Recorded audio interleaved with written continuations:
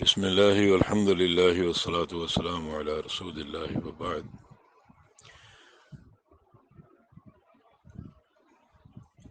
تراویح کی نماز یا نوافل قرآن پاک سے دیکھ کر پڑھی جا سکتی ہیں یا پڑھائی جا سکتی ہیں۔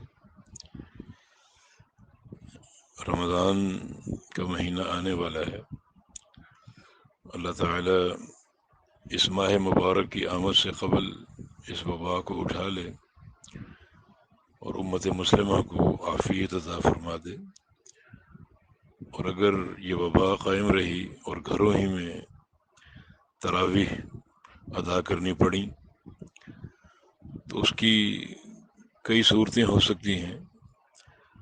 اگر آپ کو چھوٹی صورتیں یاد ہیں تو ایک صورت بھی آپ بار بار پڑھ سکتے ہیں نوافل میں، اور مصحف یعنی قرآن پاک کو دیکھ کر بھی پڑھ سکتے ہیں۔ سیدہ عائشہ صدیقہ رضی اللہ عنہ نے اپنے غلام ذکوان کو حکم دیا تھا کہ وہ جو رات کا قیام ہے رمضان کا وہ کروائیں انہیں، اور وہ مصحف سے دیکھ کر پڑھتے تھے۔ اور امام زہری رحمہ اللہ فرماتے ہیں کہ ہمارے جو خیار جو بزرگ ہیں، یعنی بڑے لوگ جن کو ہم نے دیکھا یا پایا، وہ قرآن پاک دیکھ کر نوافل پڑھا کرتے تھے۔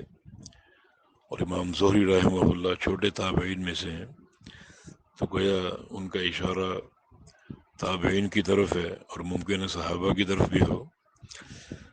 اور امام احمد بن حنبل رحمہ اللہ سے پوچھا گیا تو انہوں نے نوافل میں قرآن دیکھ کر پڑھنے کے جواز کا فتویٰ دیا تھا، اور یہی فتویٰ آج کل لجنہ کبار علماء کا، بالخصوص سماحت الشیخ عبدالعزیز بن باز رحمہ اللہ کا موجود اور متداول ہے۔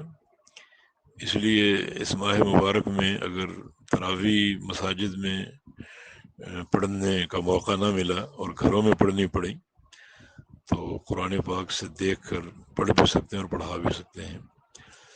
واللہ تعالی اعلم۔ اور آپ نے پوچھا ہے کہ یعنی کچھ لوگوں کو دیکھ کر بھی یعنی صحیح پڑھنا نہیں آتا، تو یعنی ایک راستہ تو وہی ہے، اگر چھوٹی صورتیں یاد ہیں اور قیام لمبا کرنا چاہیں تو ایک ہی صورت بار بار پڑھی جا سکتی ہے، جیسا کہ صحیح بخاری میں صحابی جن کی شکایت ابو سعید خدری نے کی تھی، غالباً نعمان ان کا نام تھا، وہ سورہ قل هو اللہ احد بار بار پڑھ رہے تھے ہر رکعت میں، تو اللہ کے نبی صلی اللہ علیہ وسلم نے ان کے اس فعل کا انکار نہیں کیا تھا۔ تو ایک صورت بھی بار بار پڑھی جا سکتی ہے، اور خاص طور پر سورہ قل هو اللہ احد جس کے فضائل بھی ہیں، انہا تعدل ثلث القرآن، ایک تہائی قرآن کے برابر ہے، تو وہ آپ بار بار پڑھ سکتے ہیں، دیکھ کر بھی پڑھ سکتے ہیں۔ اور اگر صحیح پڑھنا نہیں آتا تو پوری کوشش کریں صحیح پڑھنے کی، تو انشاءاللہ اس کا اجر ہے۔ نبی علیہ السلام کی حدیث ہے الماہر بالقرآن مع الصفرۃ الکرام البررہ، کہ جو قرآن مہارت سے پڑھتا ہے وہ قیامت کے دن فرشتوں کے ساتھ ہوگا۔ والذی یقرأ یتأثر فیہ فلہ اجران، اور جو اٹک اٹک کر مشکل سے مشقت سے پڑھتا ہے اس کو اللہ تعالیٰ دوہرا اجر عطا فرمائے گا۔ تو کوشش کریں صحیح پڑھنے کی، اور اگر خطا ہوتی ہے تو خطا قابل معافی ہے۔ اللہ تعالیٰ ہر طریقے سے جو بھی اجر و ثواب کے راستے ہیں وہ ہمیں اپنائے اور ان کو اپنانے کی ہمیں توفیق عطا فرما دے۔